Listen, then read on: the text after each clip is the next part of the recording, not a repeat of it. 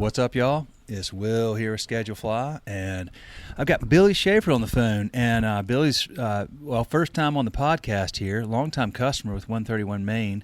He and I have communicated plenty of times, but never really had a chance to sit and talk shop, man. So thanks for taking the time to do this, Billy. Yeah, it's my pleasure.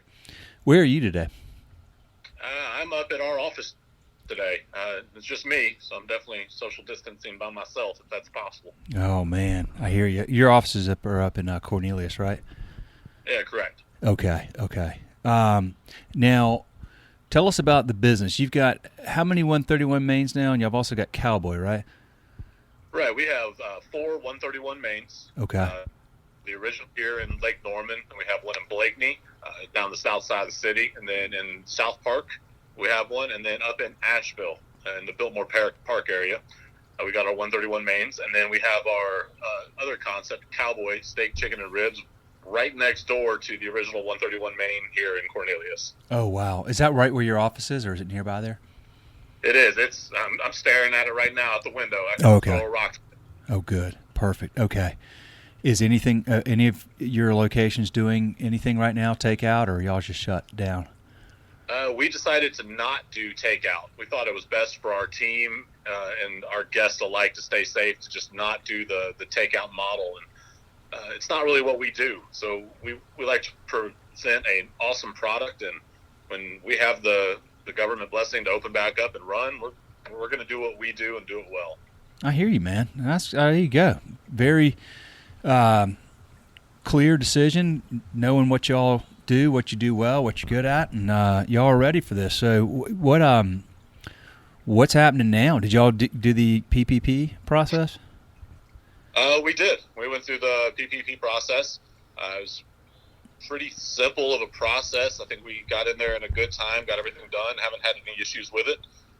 We've been taken care of well. So the process was pretty streamlined. Can't really speak for what anybody else has gone through, but for us, it was a pretty great program so far. Okay. Did y'all get in there early? Well, we did. Probably, the first 15 seconds it was open. It's wow. All doing it fast and as soon as possible. Nice. When it needed any type of bureaucratic event, so we made sure that we were ready to go and ready to run down that hill. I hear you, man. Did you do, is the way a group like yours would do it, would it be 5 applications since you have 5 locations, or is it just the whole business? 5 applications, 5 separate ones. Gotcha. Who's your bank? Questa. Okay. Yeah, it sounds like a lot of, so far my experience has been with talking to folks around the country that the community banks have really delivered, stepped up big time with making this process a lot easier than, some of the larger banks have gotten tripped up on a few things. So I'm always curious who people bank with. Okay, so have you gotten the funding yet? It's going through the process right now. Okay. Yeah, should be in days. Okay, got it. So then what have y'all done with how many employees did y'all have coming into this? Management and hourly, close to 500 employees. Okay, got it. Now, how many are still on payroll? We kept the entire management team on payroll. Okay. Time, and we've been spending a lot of time just working on development, team training, just a ton of system training, and just basically technique training with our management teams on learning how to communicate, learning how to work together. We spent a ton of time cleaning our restaurants from top to bottom and through every corner, just to make sure that people, when they come back to our concepts as they know them, they're coming back to something familiar, which is kind of what I think everybody's going to be looking for once we come out of this. Is they're just going to want familiarity, and us providing that awesome product that we do. So we made sure we are spotless, and we've spent a lot of time training. Man, that's great. Y'all have really captured this downtime and turned it into an opportunity, it sounds like, to really improve the business. Well, it definitely has been. I hear all the time throughout my entire career in restaurants is, man, if we only had the time. Yeah. Heard that a million times. Well, guess what? We have the time. You do. That's and right. We have taken every possible advantage of this time. I'm actually amazed on the training that we've gotten done I've spoke to a few of our general managers over the week and just asked them, hey, how long would it have taken to get this done if we were operating the restaurants? And they're talking 1 to 2 years Oh to my get the amount gosh. of training that we've been able to do. It's been amazing. We're an incredibly process-driven company, so we've really dove into our processes and taught our entire team how to write the processes, as well as study, quiz, testing of these processes. It's been awesome. We're very lucky to have worked with David McClaskey with the McClaskey Institute of Excellence, and he's been having several classes for us. So it's absolutely awesome how much training we've gotten to go through. We're going to open up way stronger because, like I said, everybody always asks for the time. You know, we've been given the time, and I will say that we have not wasted 1 second of it. Oh man, that's awesome. Where is David McClaskey? Is that local or is that a national firm? It's international. He teaches people from all across the world come to talk to him. He is one of the original founders of the Baldrige Management Award that the president gives out yearly. He worked with, I think, President Reagan back in the 80s developing this concept, and he's been teaching leadership all across the world for the last 40 years. Probably one of the smartest people that you'll ever get to meet. Oh, wow. Fantastic. That's a nice endorsement of him for sure. It is. Well, it's a gift to get to work with him. He's an amazing human being. How'd y'all get dialed in with him? About 10 years ago, we started working with, there's a concept out of Eastern Tennessee called Powell Sudden Service. Okay. They're a 2-time Baldrige Award winner, and they are a very well-ran company, and David McClaskey worked with them as what was called the Powell's BEI, and we went up there and studied that model for a long time because we wanted to be, one of the best operating restaurants in the country. So we've been working towards that goal for the past 10 years, and he was affiliated with them. He has since separated from Powell's and is kind of working under his own name, the McClaskey Excellence Institute, and we're continuing to work with him because it's amazing the type of concepts that he does. And he's worked with gigantic firms all across the world, anywhere from the U.S. Army to the Ritz-Carlton and everything in between.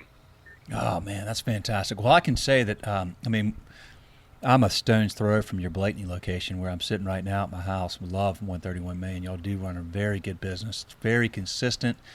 The service is always excellent. For however many years y'all been open now, we've been going. It's just been, like you said, man, it's there's exactly what to expect and what you're going to get, and you get it every time. So I tip my hat to how well y'all run that place very consistently. Well, we appreciate that. We really believe in the 100% model. Is we're going to do everything to 100% always, and it can be anywhere from wiping down a table to make sure it's perfectly sanitized to cooking a cheeseburger or a filet. Every process that we do is part of how we deliver, and consistency is the key to everything. So we make sure when we operate, doesn't matter if it's wiping down a table for perfect sanitation or cooking a cheeseburger perfectly, we're going to do every single process step that we've defined perfectly, and we're going to train all of our teams to operate at that 100%, so you get that consistent, amazing experience every single time. That great food, legendary service that we really pride ourselves on. Let me ask you this. Prior to this, and I suspect this is going to change possibly significantly, but one of the big issues that so many restaurant operators were facing was everybody's employed. It's hard to find and keep good people in the restaurant business. It was getting harder and harder. Was that your experience, and do you think that'll change? We're actually lucky that we didn't have to deal with that. Okay. We treat our people well, and we hold them accountable.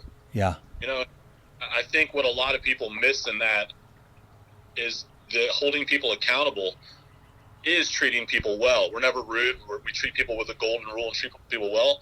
But when we have rules, it's one rule for every person in every place. It's consistently applied, so people know what to expect when they show up to work with us.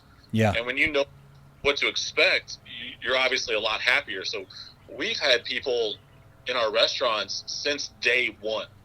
So at our Lake Norman store, half of our kitchen has been here 10 to 15 years. Mm. So when we bring one person aboard, that's a major event. We've been very lucky about how we staff our restaurants. So, we treat people well, and that's how we model keeping it staffed. There's going to be a lot of people looking for jobs coming up. It's basically going to invert the employment model of what we were. There was a lot of job openings, fewer applicants, but it is going to invert, and you're going to have a lot of applicants for fewer jobs. The biggest thing is that you just treat people well and you're consistent. You don't really ever have to go through the ebb and flow of the employment world. It stays consistent. I was brought up, my dad worked at the same place for 35 years, and he always told me that the reason that he stayed and so many of his friends throughout their stay is they were treated well. Yeah. He could get a job with more money. He always told me that, but he's like, I'm treated well every single day, and that's the greatest thing that employment ever can offer. Well, hey, man, I agree with that 100%, man. Let me ask you this. I can tell you're very dialed into, what you talked about with the training you are doing and the management style, and you clearly have a very clear picture of what works. Do you read a lot of books about effective management and team building, or listen to other podcasts or things like that? I'm very simple. All of my management is based on two concepts. Okay. The 1 minute manager, which is pretty simple. It's been around for a long time. And Dale Carnegie. Oh, how to win friends and influence people. Yeah, that's all it is. I'm a firm believer, and I've kind of combined those two things. And what I teach, and I developed a concept. It's called the emotional checkbook. It's when you have to make deposits into the relationships. You have to treat people well. You have to ask them about how they're doing, ask them about their family. That's creating those deposits. So when you have a tough conversation with somebody and you make a withdrawal, you make sure that you never overdraft. Right. Yes. Yeah. Okay. Overdraft a relationship. All that looks like is people are they're rude back to you. They won't talk to you, and they probably won't want to do the job well. So it's all about not creating an overdraft in that emotional checkbook, and that's how we manage. And all that is two concepts: 1 minute manager, which is based on setting goals, following up on those goals, and Dale Carnegie, which is treat people well. Yeah. Yeah. A lot of concepts based throughout those that I'm really into. Hey, when you're wrong, be wrong. As a leader, if you can't be wrong, then you're not a leader. I'm wrong, 12 times before I even wake up every single day, and I'll admit it. So treat people well, admit that you're wrong, and those two concepts based out of those two books kind of taught me a lot. I think we have gotten a lot from when we study with Powell's and David McClaskey about how to operate at 100%. Mm-hmm. And that's just holding the line of when you say you're going to do something, do it. Yeah. Too often in the restaurant world, we talk a lot and we don't do. And I'm kind of the opposite. I'm going to run down a hill. I do a lot and talk less. And, that's how you treat people well, and that's how you keep those people consistently employed for a long time. That's kind of what the concepts come down to. I love that. There's a guy named Jocko Willink. He's a Mm-hmm. former Navy SEAL, and he's done a lot of leadership training. He's got a podcast, and he's written some books, but he talks about extreme accountability and how important that is. And you're going, like you said, you're going to be wrong. The challenge is letting the ego get in the way. If you admit you're wrong, express that you're wrong, take accountability, then people are going to still trust you and follow you. But that's hard for a lot of people. Well, it is. I think the guy that you're talking about, his extreme accountability always starts with making your bed first thing in the morning. And I've been doing that for a long time now. I grew up in a government family to where everything was very regimented, so I always made my bed. But that's what he speaks to in his extreme accountability.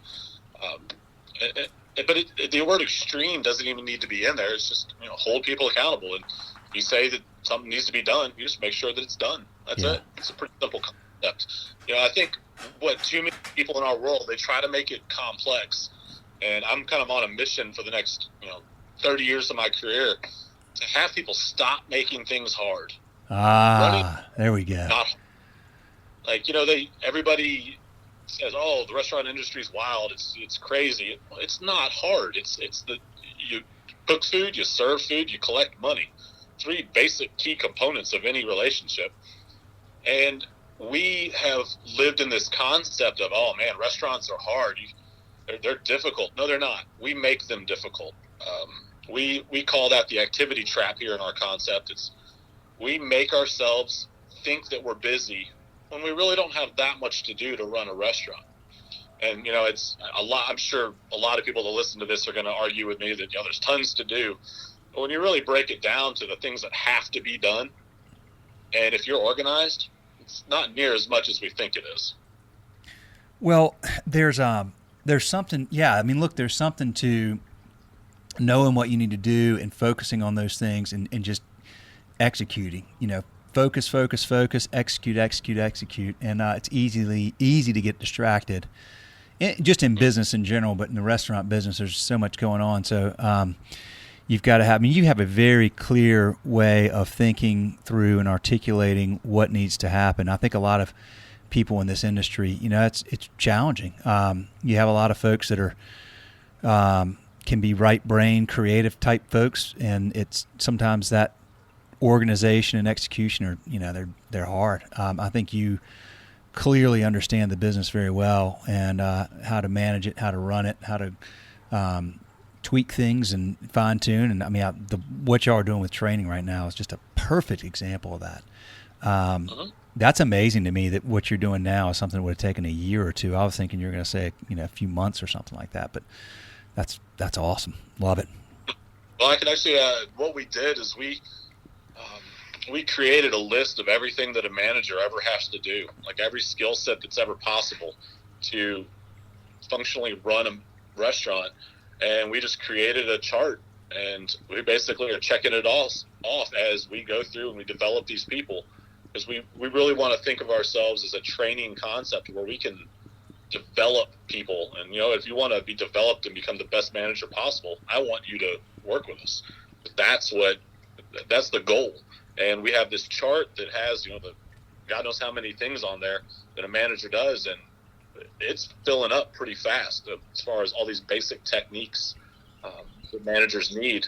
And we find this a lot is I've worked in other concepts, and we always teach our managers how to cook and work the hourly positions and training, but we never teach them how to manage. And that's something we do here at our concepts is we teach people how to manage.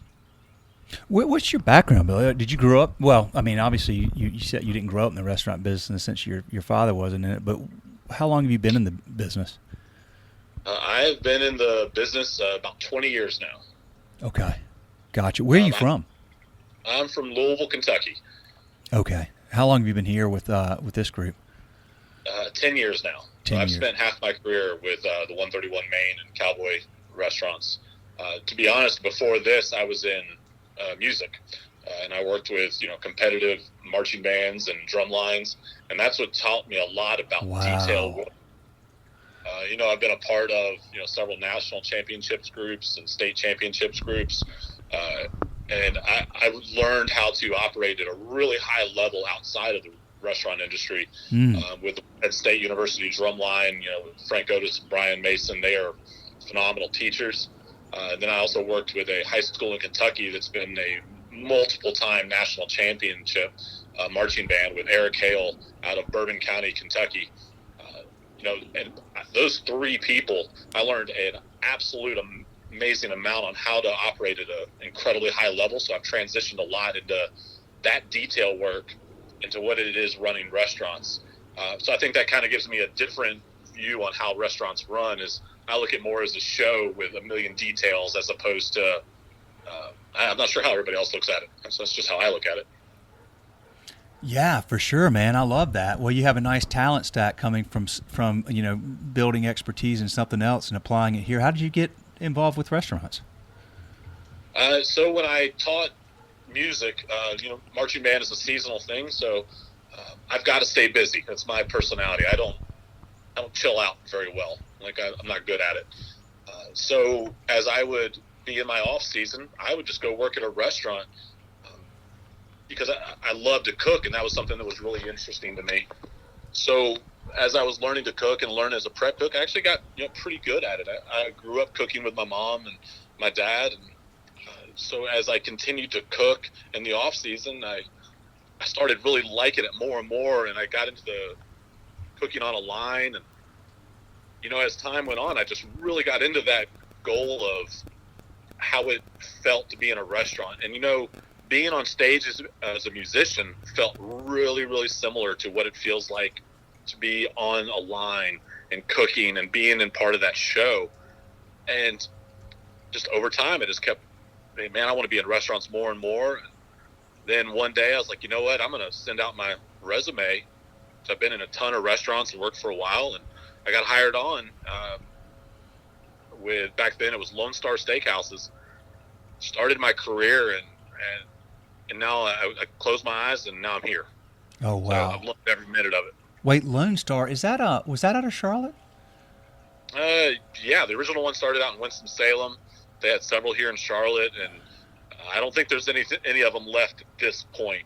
Was that Dennis Thompson? Yes. Okay. Yes, he was a part of that. Got it. I went to school with his son Blake growing up. Okay. I just remember that. I thought that was one of his things back in the day. He's a really phenomenal restaurant owner from what I remember. Dennis is. Yeah. Okay. Interesting. Well, that's really cool, man. So, you mentioned Bourbon County, Kentucky. Do you like bourbon? Yeah. I grew up around bourbon, so I've definitely sampled a time or two of some really great things. Had through all the Pappy Van Winkles, but and to the rest of the world, when they talk about Pappy Van Winkle, it's this amazing thing you can't get. But growing up in Louisville, Kentucky, you could go to several restaurants and order any aged Pappy Van Winkle that you could ever imagine. So I was always blown away when I moved here, and they would, we're only getting 6 bottles for the whole state, or whatever ridiculous number. I'm like, man, I could just go down the street, or that's nothing to me. So there's a lot of great bourbons out there. Bourbon County, Kentucky actually was. Yes. Oh, there you are. Okay, I lost you for a second. You said Bourbon County, Kentucky, and then I don't know what happened. I lost you. Oh, yeah. So I was just talking about Bourbon County, Kentucky was a dry county for a while. So we weren't able to even buy bourbon there. When I was working there, you had to go to the next county over to Woodford. I remember that. Is it, so it's not dry now? It is not dry now. That is correct. Okay. From my understanding. Now, it's been a while since I've been back there, so things might have changed.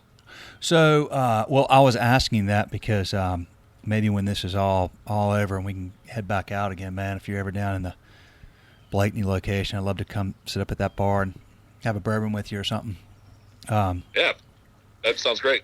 I was actually surprised. I don't drink a ton of bourbon. I do like bourbon. If I have liquor, that's what I prefer.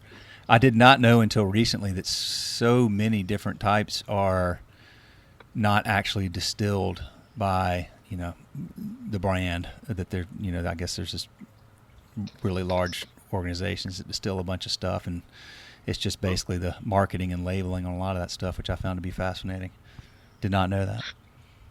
That is true. Yeah, a lot of it's just the marketing side now.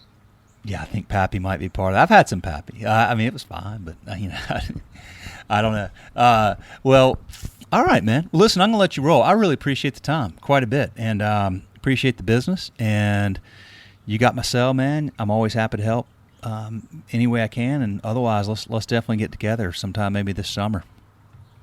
That sounds great, man. I appreciate it. All right, man. Get back to it, and thanks again. Appreciate it, Billy. Thanks. Bye. See you.